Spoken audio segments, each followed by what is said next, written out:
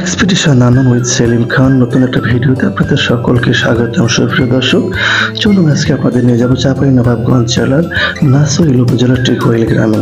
দর্শক, যে গ্রামের প্রতিটা বাড়িতেই রয়েছে কোনো না কোনো আলপনার চিত্র। দেখুন না, কতই না নয়নাভিরাম দৃশ্য আর নৈসর্গিকভাবে সাজানো হয়েছে এই আলপনাগুলো। সুপ্রিয় দর্শক, এই আলপনাগুলোই আজকের আমাদের মুখ্য বিষয়। যে বাড়িতে আমরা গিয়েছিলাম সে বাড়ির আলপনা দেখে আমি আপনি সব এবং চলুন দেখে নেওয়া যাক এ বাড়ির দৃশ্য। সুন্দর কারুকার্যটা, এটা পরিকল্পনা কিভাবে আসলো আপনার মাথায়? এটা আমার শখের বশত শেখা।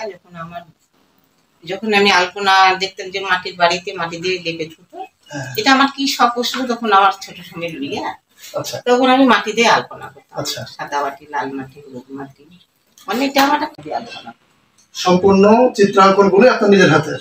হ্যাঁ, এটা সবকিছু নিজের হাতেই। এখন এখন আছে, ওই এখন সহযোগিতা করা, পড়ালেখা করে।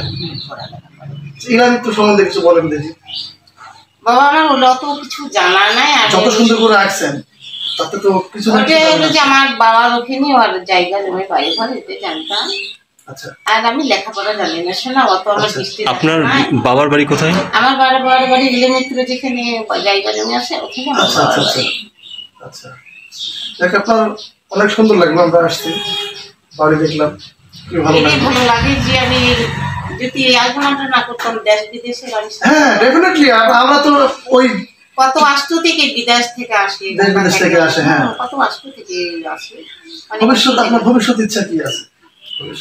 আমার ভবিষ্যৎ ইচ্ছা কি শোনা, আমি যতদিন আছি ততদিন আমি আলপনা করছি। এখন তো আমার বয়স হচ্ছে, চোখের নজরও কমে গেছে, যতদিন পাচ্ছি ততদিন করি।